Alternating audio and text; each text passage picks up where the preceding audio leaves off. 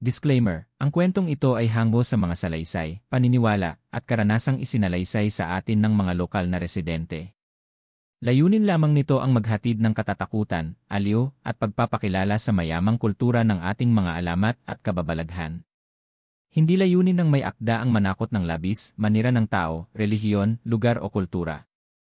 Ang lahat ng tauhan, lugar, at pangyayari ay maaaring nagkataon lamang na katulad sa totoong buhay. Umiiral pa rin ang respeto sa paniniwala ng bawat isa, at ang desisyon kung ito'y paniniwalaan ay nakasalalay sa inyo.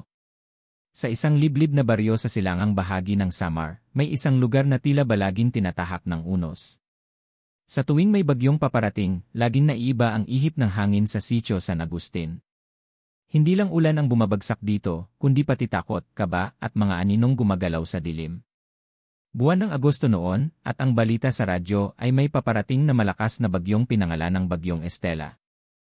Sabi ng Pag-asa, ito ay itinuturing na super typhoon.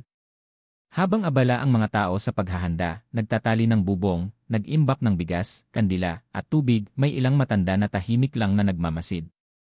Isa na dito si Aling Perla, ang kilalang matandang manghuhula ng baryo.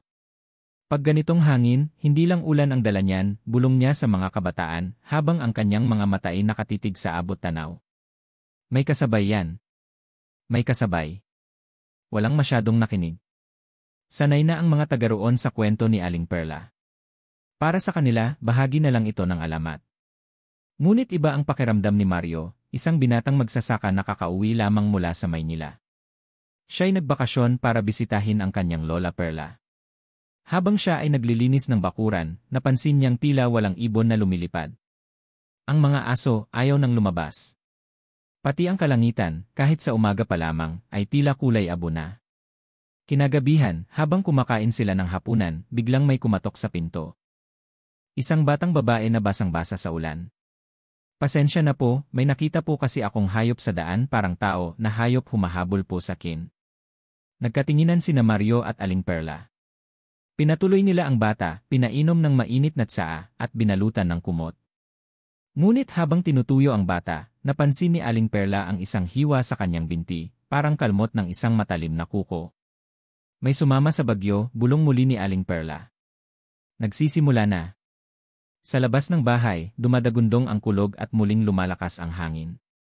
Pero ang lamig na sumisingaw sa loob ng bahay ay tila hindi galing sa ulan, kundi galing sa aninong hindi nila nakikita. Kinabukasan, may balitang kumalat sa buong sitio. Nawawala ang batang si Nando, 10 taong gulang. Huling nakita sa tindahan ng kanto, bibili sana ng kandila.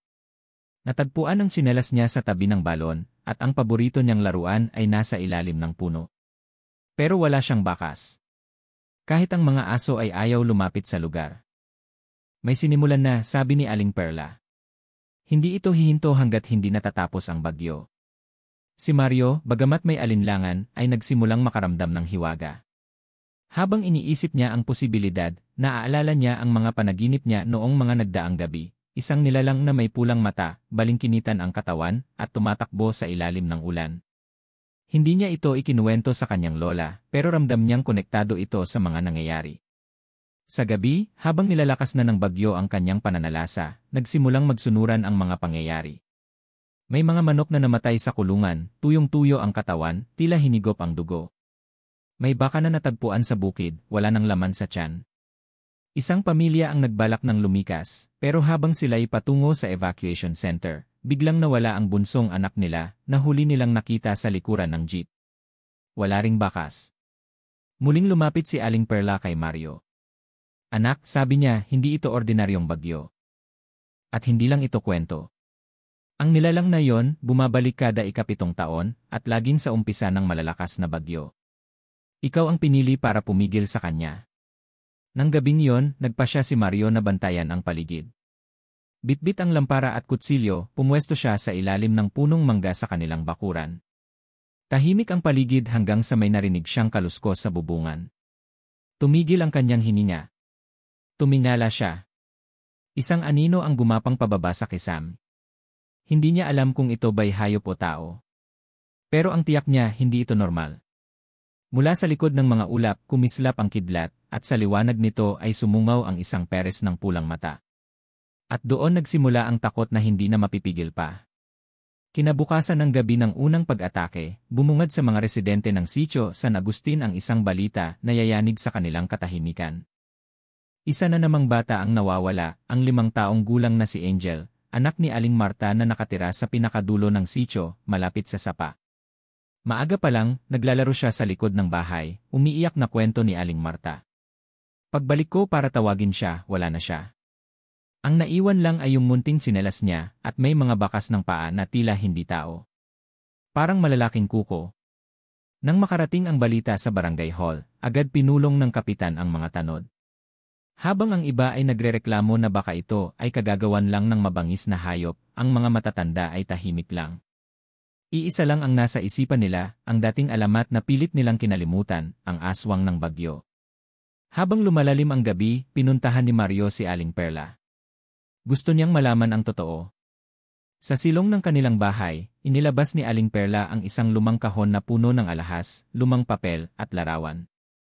Isa roon ay isang lumang sketch ng nilalang na may matulis na ngipin, tila babae pero may hayop na anyo. Yan ang nakita ko sa panaginip, sabi ni Mario habang nanginginig ang boses. Siya ang itinuturong aswang sa ating angkan noon pa man. Hindi yan basta kwento. Buhay siya at gising kapag may unos, wika ni Aling Perla. At kung tama ang aking kutob, si Angel ang hindi na niya unang biktima kundi pangalawa na. Pagtuklas ng mga bakas gamit ang lampara at asong bantay, pinuntahan ni Mario at ng mga tanod ang lugar kung saan huling nakita si Angel. Sa likod bahay ng pamilya, nakita nila ang mga kalmot sa punong kahoy, matatalim, malalalim, at mistulang sinadyang ipakita. Parang babala. May amoy rin sa hangin, mabaho, tila bulok na karne. Nagdesisyon ang kapitan na ipagpatuloy ang paghahanap sa kabila ng lumalakas na ulan. Ngunit isang tanod, si Mang Celso, ang biglang nangisay habang nasa gitna ng kakahuyan. Bumagsak ito sa lupa, nagtatakbo ang mga kasama. Nang lapitan si Celso, pabulong nitong sinabi, may nakita akong mata sa itaas ng punong kahoy. Hindi siya hayop, babae siya, pero may pakpak. Pagbalik sa baryo, sinundan agad ng mas matinding kaba ang mga tao. Napuno ng takot ang bawat kanto. Ang mga nanay, hindi na pinayagang maglaro sa labas ang kanilang mga anak. Ang mga pintuan ay sinarhan, ang mga bintanay nilagyan ng bawang at asin. Lumang gawi, pero ito na lang ang alam nilang panangga. Pagbabalik ng alamat, lumapit ang isang matandang lalaki, si Lolo Andres, sa bahay nila Mario. Siya ay halos bulag, ngunit kilalang saksi sa kasaysayan ng sitio. Ayon sa kanya, 40 taon na ang nakalilipas, may batang babae na nalunod sa sapa habang kasagsagan ng bagyo. Ang ina nito, isang albularyang inakusahan ng kulam, ay hindi nakaligtas sa galit ng bayan. Sinunog namin ang bahay nila. Pero sabi ng ilan hindi raw siya namatay. Nagtago raw sa gubat. At mula noon, tuwing may bagyo, may nawawalang bata. Hindi ito naipasa sa mga bagong salin ng henerasyon, pero para sa mga matatanda, totoo ang alamat. Ang aswang ay hindi basta hayop, isa itong kaluluwa ng isang ina na nawalan ng anak at ngayoy bumabawi sa mga inosente. Takot at pagkakaisa habang papalapit ang sentro ng bagyo, nagsimulang magplano ang mga residente. Pansamantalang binuo ang bantay gabi, mga lalaking maglilibot tuwing gabi upang siguraduhin walang kaluskos, walang batang mag-isa, at walang aninong gumagapang. Nagboluntaryo si Mario. Hindi lang dahil sa takot, kundi dahil sa nararamdamang koneksyon niya sa nangyayaring ito. Parang tinatawag siya ng isang puwersa, isang dahilan kung bakit siya umuwi ng probinsya. Sa unang gabi ng pagbabantay, may nakita silang figura na dahan-dahang gumagalaw sa bubungan ng lumang eskwelahan. Isa sa mga tanod ang naglakas loob na lapitan ito habang ang iba'y nakaantabay. Ngunit pagdating nila sa taas ng bubong, wala silang nakita. Maliban sa iisang bagay, isang laruan na may mansa ng dugo. Ito ang laruan ni Angel. Ang sigaw sa kalagitnaan ng ulan, bumuhos ang ulan bandang hating gabi. Habang nagtutulong-tulong ang mga tao na itaas ang mga gamit sa bahay, bigla na lang may narinig silang sigaw. Hindi basta sigaw ng tao, ito ay halong umbol, iyak at halakhak. Malakas. Matinis. Paulit-ulit. Ang ina. Ibalik niyo o, galing ito sa gubat. Sa lugar kung saan dati may bahay na sinunog. Walang naglakas loob lumapit. Ang mga bata, nagtakbuhan sa ilalim ng mga mesa. Ang mga matatanda, nanalangin. Si Mario, sa kabila ng takot, ay napako sa pagkakatayo sa tapat ng bintana. Nararamdaman niya na may sumusulyap din mula sa dilim. Pagkalipas ng ilang araw mula nang mawala si Angel, lalong tumindi ang takot sa buong sitio San Agustin. Hindi lang dahil sa pagkawala ng bata, kundi dahil sa mga kakaibang senyales na nagsusulputan gabi-gabi. Para bang pinaglalaruan ng baryo, may aninong dumaraan, amoy na sumisingaw, at tunog na hindi maipaliwanag. Si Mario, kahit takot, ay patuloy na nagbabantay kasama ang ilang kabataan sa grupo ng bantay gabi. Tila may misteryosong puwersa na humihila sa kanya palapit sa katotohanan, isang damdamin na hindi niya maipaliwanag, takot na may halong misyon. Mga kaluskos sa bubong, una nilang narinig ang kaluskos bandang alas 11 ng gabi. Banayad sa simula, ngunit tila ba gumagapang. Akala ng iba'y pusa lamang.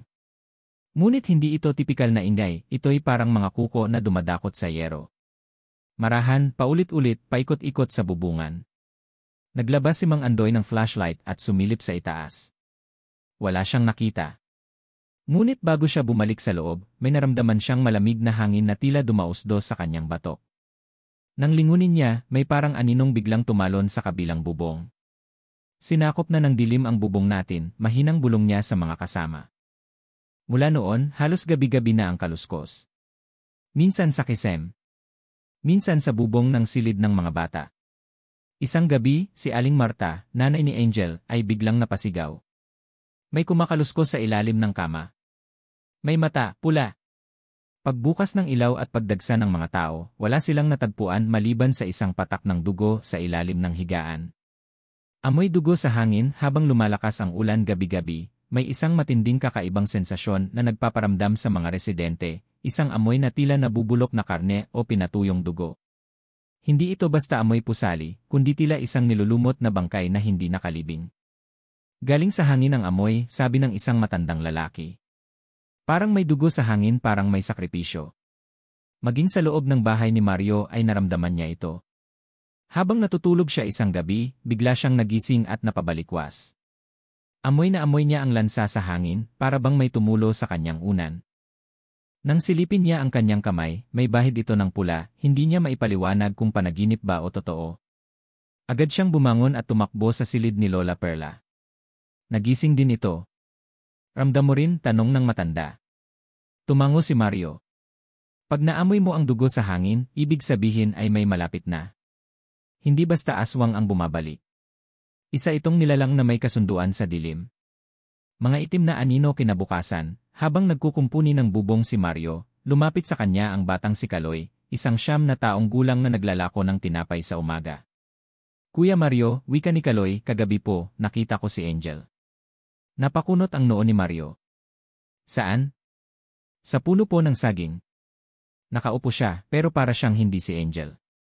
Ang mata niya puro itim. Napabuntong hininga si Mario. Iniulat niya ito sa grupo ng bantay gabi. Gabi ring yon, nagbantay sila malapit sa kakahuyan kung saan may taniman ng saging. At doon, nasaksihan nila ang isang bagay na hindi nila makakalimutan. Sa liwanag ng buwan, may aninong dahan-dahang gumalaw sa likod ng mga dahon. May hugis bata, ngunit hindi normal ang kilos. Baluktot ang likod at parang masyadong mahabang mga braso. Nang tanglawan ng flashlight, napansin nilang kumurap ito, isang iglap lang at biglang naglaho. Sa lupa, naiwan ang marka ng kamay, may 5 ang daliri, pero parang may kuko na matutulis. Kakaibang mga hayop sunod na naramdaman ang epekto sa mga hayop sa sitio. Ang mga alagang manok, baboy, at pusa ay nagkakasakit. Yung iba, bigla na lang natatagpuan sa umaga, patay, pero hindi duguan. Tila tuyot. Wala ring anumang sugat. Ang matandang si Mang Berting, na kilalang nag-aalaga ng kambing, ay nagulat nang makita ang alaga niyang kambing na nakatayo sa gitna ng bakuran, walang buhay, nakatirik ang mata, at puro laway ang bibig. Kagabi, narinig ko siyang umuungol. Akala ko nabangga lang. Pero nung tignan ko, parang may umupo sa kanya. Umupo, tanong ni Mario. Kita mo itong damuhan? Luhod ang marka. Mabigat. At may buntot yata. Sagot ni Mang Berting na tila di makapaniwala sa sarili niyang sinasabi. Pagkakaugnay ng lahat, binuo ni Mario ang mga ebidensya, ang mga kaluskos, ang mga amoy, ang mga anino, at ang misteryosong pagkawala ng mga bata't hayop. Napagtanto niyang hindi ito basta serye ng insidente, ito ay sistematikong pananakot. Parang naghahanda siya. Parang may hinihintay, wika niya kay Aling Perla. May hinihintay nga siya, sagot ng matanda. Ang huling gabi ng bagyo. Dun siya lubos na lumalakas. Kung hindi natin siya mapigilan bago ang gabi ng delubyo, hindi lang si Angel ang mawawala. Ang panibagong takot sa huling bahagi ng linggong iyon, habang lalong lumalakas ang ulan at nag-aalburoto na ang hangin, may isang batang babae na muling nawawala, anak ng bagong salta sa sitio. Mula sa loob ng kanilang bahay, iniwan siyang natutulog. Pagbalik ng magulang, wala na ang bata, nakabukas ang bintana, at sa gilid ng silid ay may mga gasgas sa kahoy na parang kinayod ng matulis na kuko. Nagkakaisa na ang mga tao, hindi na ito pangkaraniwan. Isa itong halimaw na matagal nang naghihintay. At sa isang gabi, habang lahat ay nakahanda na sa kanilang pagbabantay, isang matinis na tawa ang umalingaw-ngaw sa hangin. Parang babae. Parang sanggol. Parang kombinasyon ng dalawa. Nanginig ang mga ilaw. Naputol ang kuryente. At saka muling narinig ang kaluskos sa bubong. Muling nagising ang buong sitio San Agustin sa isang gabi ng lagim. Pagkatapos ng ikatlong batang nawawala, at sa harap ng bagyong tila hindi natatapos, napuno na ng takot at pangamba ang buong baryo. Nagsimula nang magsipaglikas ang ilan, lalo na ang mga may kakilala sa Karatigbayan. Pero para sa mga naiwan, isa na lang ang pag-asa nila, ang katotohanan. At ang katotohanan ay matagal nang alam ni Lolo Isko. Ang matandang albularyo si Lolo Isko ay 87 taong gulang na. Matagal na siyang hindi lumalabas ng bahay. Laging nasa kanyang silid na puno ng mga bote ng langis, mutya, tuyong halaman, at mga lumang kasulatan. Hindi siya basta ginagalang lang sa sitio bilang matanda, kundi bilang dating albularyo ng lugar. Pero matapos ang isang insidenteng hindi niya ikinuwento sa marami, tumigil siya sa panggagamot at pinili na lang ang katahimikan. Nang araw na yon, dinala siya ni Aling Perla at Mario sa sentro ng barangay kung saan nagtitipon ang mga naninirahan. Tahimik sa umpisa si Lolo Isko. Ngunit nang makita niya ang mga larawan ng nawawalang bata at ang larawan ng marka sa pader, parang hinagod ng matulis na kuko, napapikit siya, huminga ng malalim at nagsimulang magsalita, ang kwento ng nakaraan. 45 taon na ang nakararaan, panimula ni Lolo Isko, dito mismo sa sitio San Agustin, may pamilyang kilala bilang mga tagabantay ng kagubatan. May anak silang babae na nagngangalang Luisa, 16 na taong gulang. Maganda, mabait, at laging tumutulong sa mga may sakit. Pero may lihim sila na hindi alam ng marami, ang pamilya nila ay tagapangalaga ng isang mutya na itinatago sa ilalim ng punong balete sa likod ng sapa. Isang gabi, sa gitna ng isang malakas na bagyo, may grupo ng mga lalaking lasing na pumasok sa gubat. Nais nilang hanapin ang baleteng sinasabi, akala nila may kayamanang nakabaon. Tinangka nilang kunin ang mutya. Ngunit nang dumikit sila sa puno, sinabayan ng kulog ang sigaw ng isang nilalang. Kinabukasan, isa sa kanila ang patay. Ang isa, baliw. At ang natirang buhay ay nagsabing may nakita silang nilalang na may pakpak, may pulang mata, at katawan ng babae. Ang sumpa ni Luisa ayon pa kay Lolo Isko, si Luisa ay nawala rin sa panahon ng unos. Hindi na siya natagpuan, at ang pamilya niya ay iniulat na lumikas na lamang. Pero sa mga lumang tala ng mga albularyo, nakasaad na si Luisa ay isinumpa dahil sa kasalanang hindi naman niya ginawa. Napagbintangan siyang ng kulam at kinatakutan ng buong sitio.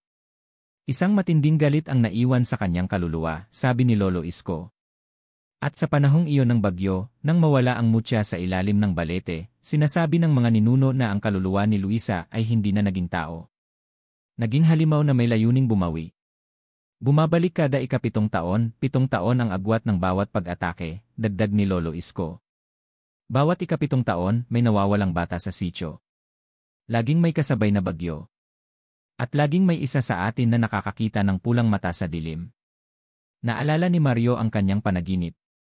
Naalala niya ang mata, ang pakpak, at ang malamig na hangin. Sa isip niya, hindi iyon panaginip, babala yon. Pero bakit mga bata ang kinukuha niya, tanong ng isa sa mga residente. Dahil siya'y isang inang hindi na nakapag-anak, isang kaluluwang uhaw sa buhay na dapat ay sa kanya, paliwanag ni Lolo Isko. At kapag nakuha niya ang ika-7 bata, kaya na niyang muling mabuo sa pisikal na anyo, tuluyan na siyang magiging nilalang ng dilim. Ang dahilan ng katahimikan, bakit hindi niyo ito sinabi noon pa, Lolo? Tanong ni Mario. Tumingin si Lolo Isko sa malayo, tila may bigat sa dibdib. Dahil ako ang huling tagapangalaga ng mutya. Isa ako sa mga naging dahilan kung bakit nawala ito. Tinatago ko ang katotohanan dahil sa takot at kahihiyan.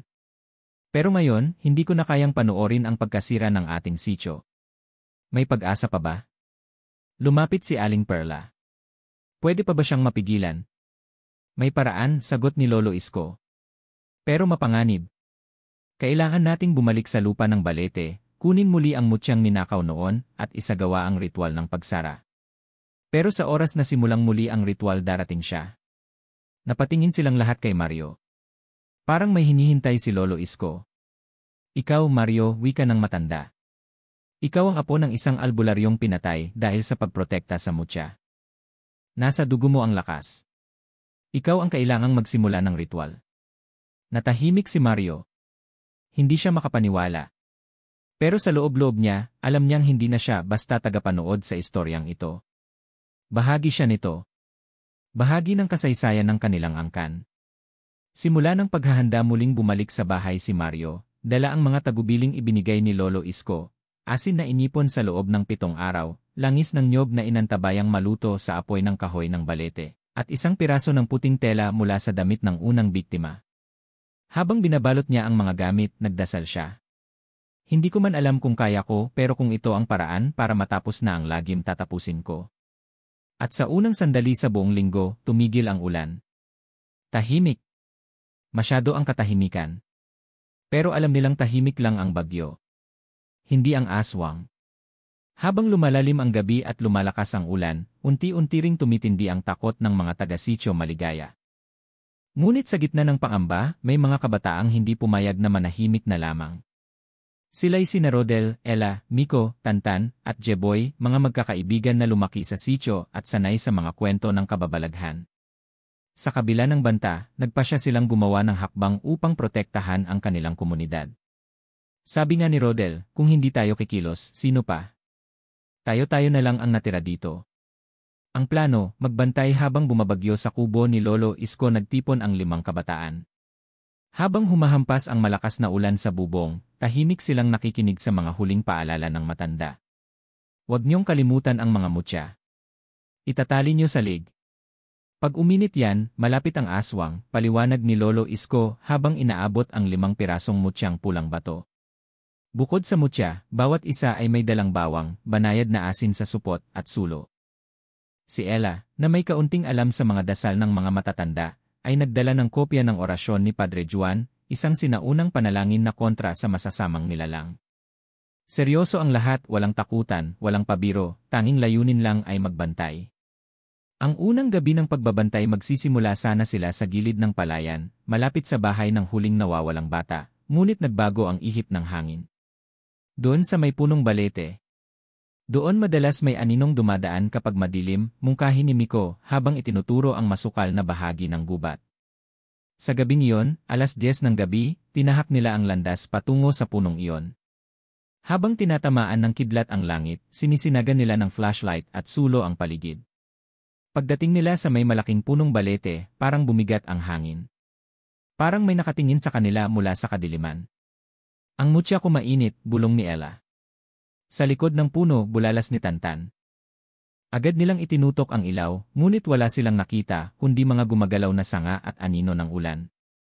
Pagkakahiwa-hiwalay habang sinusuri nila ang paligid, nakarinig sila ng malakas na kaluskos mula sa kabilang bahagi ng gubat. Tumakbo sina Miko at Jeboy papunta roon, habang sina Ella, Rodel, at Tantan ay naiwan sa tabi ng punong balete. Mali ang naging desisyon nila, ang unang patakaran ng pagtugis ay huwag maghiwa-hiwalay. Ngunit sa takot at adrenaline, hindi na nila naisip ito. Sa kabilang dako, sina Miko at Jeboy ay nakakita ng basang damit ng bata, duguan at punit-punit. Ito yung suot ni Nika nung huling nakita siya, sigaw ni Miko. Ngunit bago pa sila makasigaw pa ng tulong, lumamig ang paligid. May tila humahagikik na boses sa paligid. Mabilis silang nagtakbuhan pabalik, ngunit nabigo silang makabalik agad sa grupo. Ang pagharap kay Ella samantala, habang naghihintay sina Ella, Rodel, at Tantan, muling uminit ang mutya. Napalingon sila sa kanan, kung saan may babaeng dahan-dahang lumalapit. Hindi siya kilala ni Ella, mahaba ang buhok, maputla, basang-basa, at walang saplot sa paa. May nakita kayong bata? Tanong ng babae, halos hindi gumagalaw ang labi. Napaatras si Ella. Si Rodel ay napasigaw. Aswang yan, bulalas ni Tantan sabay hila ng bawang. Ibinato ito kay babae, ngunit hindi siya tinamaan, tila dumaan lang sa hangin ang bawang. Tumawa ang babae at sa isang iglap ay naglaho. Pagbabalik ni Miko at Jeboy nagkita-kita muli ang 5 sa kubo ni Lolo Isko makalipas ang halos 1 oras. Halos walang imik si Jeboy, namumutla at nanginginig.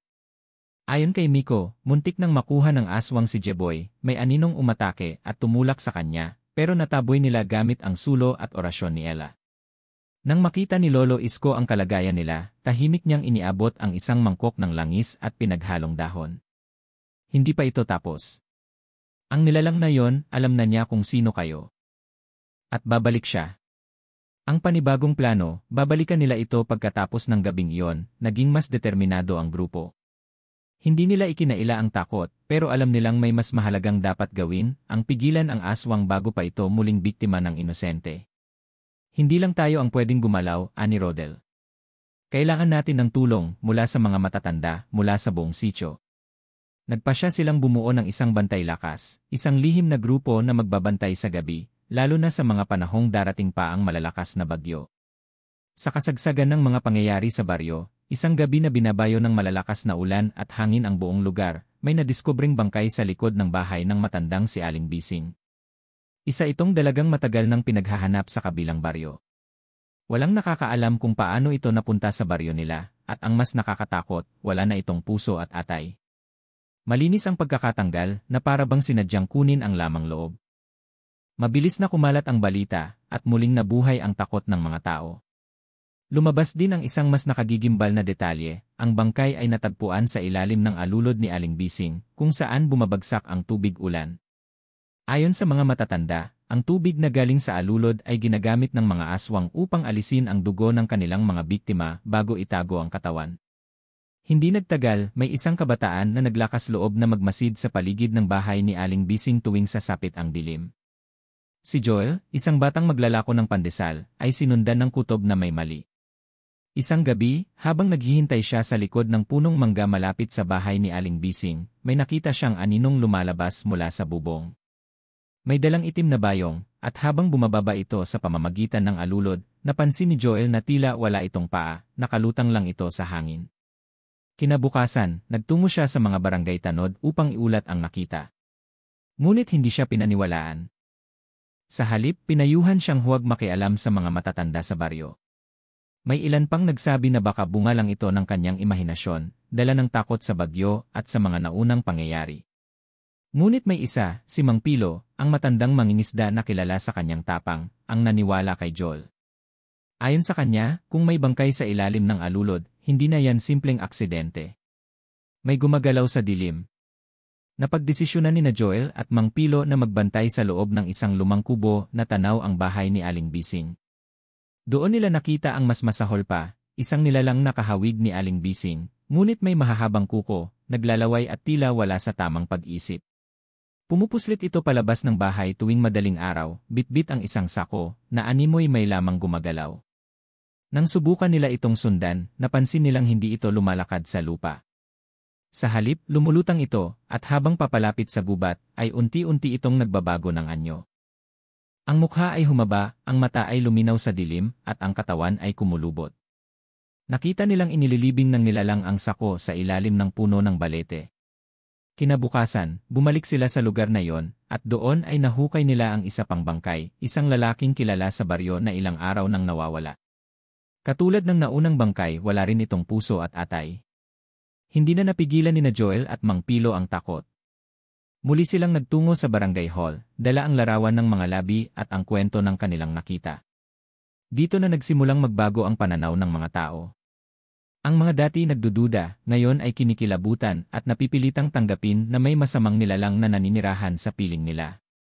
Sa lihim, may ilang pamilya na ang naghahanda na ring lumikas. Ang iba, tahimik na naglalagay ng bawang at asin sa bintana at pintuan. Ang baryo ay muli na namang napuno ng kaba. At sa bawat patak ng ulan, lalo nilang nararamdaman ang presensya ng kasamaan. Pero para kina Joel at Mang Pilo, ang paghahanap ng katotohanan ay hindi pa tapos. Sapagkat alam nilang ang susunod na bangkay ay maaaring isa sa kanila kung mananatiling tikom ang mga labi ng buong baryo. Pagkatapos ng sunod-sunod na kababalaghan, mas lalong naging palaisipan sa baryo ang tunay na pagkatao ni Aling Bising. Habang patuloy ang ulan, sunod-sunod ding nawawala ang mga tao, mga bata, kababaihan, at maging matatandang may karamdaman. Wala ni isa sa kanila ang nakikita pang muli. Sa takot na baka sila na ang susunod, napilitan si Joel at Mang Pilo na lumapit sa isang matandang tagapangalaga ng kalikasan na kilala lamang sa pangalan bilang Lolo Manding. Isang ermitanyo na matagal nang hindi nakikihalubilo sa tao, at sinasabing may malalim na kaalaman sa mga nilalang ng dilim. Matatagpuan siya sa pinakagilid ng baryo, malapit sa sapa kung saan wala nang ibang nakatira. Pagdating nila kay Lolo Manding, hindi na sila nagpaligoy-ligoy pa. Ikinuwento nila ang lahat, ang bangkay sa alulod, ang nilalang na lumulutang, ang mga nawawala. Tahimik lang ang matanda habang nakikinig. Sa dulo ng kwento, tumayo ito at kinuha ang isang lumang kahon na may lamang mga halamang gamot, bawang, langis, at isang maliit na bote ng dugong kulay itim. Matagal ko nang inasahan ito, bulalas ni Lolo Manding. Ang aswang na iyan ay hindi basta-basta. Siya ay kabilang sa lahing pinagmulan ng mga agaw ng hininga. Matagal nang nakatago ang kanilang lahi sa tabi ng bundok, ngunit sa tuwing may bagyong dumarating, saka sila muling lumilitaw. Ayon sa kwento ni Lolo Manding, si Aling Bising ay hindi isang ordinaryong matanda. Isa siyang dating manggagamot na tumalikod sa liwanag at yumakap sa dilim upang makapaghiganti sa pagkamatay ng kanyang pamilya. Nang mamatay ang kanyang anak at asawa sa sakit, humingi siya ng tulong sa isang itim na anito sa bundok. Sa halip na lunas, kapangyarihan ang ibinigay sa kanya, kapalit ng kanyang kaluluwa. Simula noon, hindi na siya tumanda, at sa tuwing may bagyo, nabubuhay ang kanyang lakas. Ang tubig ulan ang nagsisilbing tagapagtago ng kanyang presensya, saksi sa kanyang mga krimen. Lahat ng kanyang biktima ay kinukuhaan ng puso at atay, upang gamitin sa isang sinaunang ritual ng pagbabagong anyo at pagpapalakas. Ibinunyag din ni Lolo Manding na ang dahilan kung bakit hindi siya umaatake sa kanya, ay dahil sa mutyang taglay niya, isang itim na bato na may taglay na liwanag mula sa puno ng kalunos-lunos. Isang punong minsang naging taguan ng mga espiritong ligaw. Hindi mo siya kayang labanan sa lakas, babala ni Lolo Manding. Ngunit may isa pang paraan, ang ilantad ang kanyang tunay na anyo sa harap ng mga taong pinoprotektahan niya sa araw. Kapag nakita siya ng mga inosente sa kanyang anyong aswang, mawawala ang kanyang kakayahang magbalakayo. Dito nagsimulang magplano sina Joel, Mang Pilo, at Lolo Manding. Kailangan nilang magtipon ng lakas, at higit sa lahat, kumpirmahin sa harap ng buong baryo ang kasamaan na matagal nang nagkukubli sa isang mahina, walang kwentang imahe, isang matandang nakayuko, mapagpakumbaba, ngunit halimaw pala sa gabi. Kinabukasan, habang lumalakas ang ulan, ikinabit nila ang mga binigay ni Lolo Manding sa paligid ng baryo, bawang sa mga poste, itim na langis sa bawat daanan, at asin sa bubong ng bawat bahay. Nagsagawa rin sila ng panalangin sa gitna ng plaza, kahit patakot ang ilan, at nagsimulang manumbalik ang pananampalataya ng mga tao sa kabutihan. Sa mga sumunod na araw, napansin nilang wala nang nawawala. Ngunit hindi ito dahilan para magpakampante. Alam nilang nagmamasid lang ang nilalang sa dilim, naghihintay ng tamang pagkakataon. Kaya naman muling binuo ni Joel ang kanyang lakas ng loob. Ang plano nila, sa susunod na gabi ng pinakamalakas na ulan, kailangang masilayan ng buong baryo ang itsura ng aswang. Sa pamamagitan ng isang sinaunang salamin ng liwanag na pag-aari ni Lolo Manding, ipapakita nila ang tunay na anyo ni Aling Bising sa lahat. Ngunit hindi madali ang lahat, sapagkat may mga nilalang pang tagasunod si Aling Bising, at isa sa kanila ay matagal ng kasama ng mga taga-baryo, nakikihalubilo, at nagbabalakayo ring parang tao. Dumating ang araw ng itinakdang pagbubunyag, isang gabi ng malakas na ulan, kulog, at kidlat na animoy sinadyang tumugma sa kasukdulan ng sigwa. Sa baryong iyon na tila nilalamon na ng kadiliman at takot, nanatili pa ring matatag sina Joel, Mang Pilo, at Lolo Manding. Hawak nila ang natatanging sandata, ang salamin ng liwanag, isang makalumang salaming gawa sa batong bula, pinaniniwala ang nagbibigay ng tunay na anyo sa sinumang titingin dito kapag tinapat sa apoy ng banayad na sulo. Ilang araw nilang pinaghandaang mabuti ang plano. Nilagyan nila ng palatandaan ang paligid ng bahay ni Aling Bising, naglagay ng mga anting-anting at asin sa mga landas papunta roon, at ikinasa ang mga sulot kandila na magpapalibot sa plaza, kung saan nila planong ilantad ang nilalang sa harap ng mga tao. Bago maghating gabi, isa-isang nilapitan ni Mang Pilo ang mga kapitbahay, inanyayahan silang magtungo sa plaza, dala ang paniniwalang may mahalagang dapat silang masaksihan. May ilang nag-aalinlangan, ngunit karamihan ay pumunta pa rin, dala marahil ng kuryosidad o ng tahimik na takot na baka sila na ang susunod na biktima. Habang unti-unting nagsisidatingan ang mga tao, si Joel naman ay nagmatsyag malapit sa bahay ni Aling Bising. Kasama niya si Lolo Manding na may bitbit na panali ng damong kapalaran, isang damong bihira at ginagamitan sa pagsagap ng enerhiya ng masama. Plano nilang akitin si Aling Bising papunta sa plaza sa pamamagitan ng isang ritual ng pagbukas ng pinto sa daigdig ng liwanag, isang masalimuot na proseso ng pagkanta ng sinaunang dasal na pamalakaya, habang sinusunog ang tuyong balat ng bayawak na tinatawag nilang tagapugto. At hindi na sila nabigo. Ilang sandali pa, mula sa dilim ng alon ng ulan, lumitaw si Aling Bising. Ngunit hindi na siya ang matandang baluktot ang likod at mabagal lumakad. Sa halip, isang matangkad, payat ngunit matikas na nilalang ang bumungad. Mapuputi ang kanyang mata, tila walang itim. Ang balat niya ay kulay uling, nababalot ng manipis na kaliskis. Sa bawat hakbang, umaalon ang lupa, tila hindi siya lumalakad kundi dumudulas sa hangin. Hindi pa man siya lubusang nakalalapit sa plaza, biglang isinindi ni Lolo Manding ang banayad na sulo, isang apoy na hindi kayang patayin ng ulan o hangin. Pagkatapat ng apoy sa salamin, tinutok nila ito kay Aling Bising na ngayoy pumipigla sa kanyang anyo. Ang mga mata ng mga taong naroon ay nabuksan, kitang-kita nila ang tunay na nilalang na matagal na palang gumagambala sa kanila. Nagtilian ang mga kababaihan. Ang ilan ay napaluhod, ang iba'y napaatras, nanginginig. Ngunit sa gitna ng kaguluhan, isang batang babae ang lumapit, anak ni Mang Pilo. Bitbit niya ang isang butil ng asin sa kanyang kamay at walang takot na inihagis ito sa nilalang. Sa isang kisap mata, napahiyaw si Aling Bising. Ang balat niya ay nagsimulang mamula at parang nasusunog. Ang kanyang tinig ay umalingaw sa buong baryo, hindi sa tenga, kundi sa isip ng bawat isa. Isang malagim, paulit-ulit na daing ng paghihiganti. L.A. Taksil. L.A. Duwag. Aking aalalahanin yan ilahat. Sinubukan pa niyang tumakas, ngunit sinundan siya ni Joel, may hawak na sibat na may talim ng pinagsamang pilak, langis, at dinikdik na sungay ng usa. Isang beses lang itong isinaksak ni Joel sa katawan ni Aling Bising, sa gitna ng kanyang dibdib, kung saan sinasabing nananahan ang pusong puno ng itim na hangarin. Pagkatama ng sibat, kumulob ng malakas. Nagsimulang magliyab ang buong katawan ni Aling Bising. Ang hangin ay tila umiikot, ang apoy sa paligid ay lumakas, ngunit hindi nila inurungan. Hanggang sa tuluyang lumusaw ang nilalang sa lupa, kasabay ng pagtigil ng ulan at pagkalma ng hangin. Tahimik ang lahat. Walang nagsalita sa loob ng ilang minuto. Hanggang sa biglang sumilay ang unang sinag ng araw matapos ang halos isang linggong walang liwanag. Tumulo ang luha ni Lolo Manding. Natapos na, anya. Ngunit tandaan ninyo, hindi dito nagwawakas ang lahat. Ang dilim ay laging may kakambal na liwanag, at kung kailan muli itong sisilip, nasa sa inyo na kung paano ninyo ito haharapin. Mula noon, bumalik sa normal ang baryo. Ang mga bata ay muling nakakapaglaro sa labas, ang mga matatanday nakaupo na sa kanilang mga bangko, at ang hangin ay naging sariwa. Ngunit ang alaala ng gabing iyon ay naging bahagi na ng kanilang kasaysayan. Itinuring na bayani si Joel at si Mang Pilo. Si Lolo Manding naman ay muling yakap ng komunidad, hindi na bilang ermitanyo kundi bilang tagapangalaga ng kaalaman. At ang baryo ng Sitio Tumanan ay muling nasilayan ng araw. La 58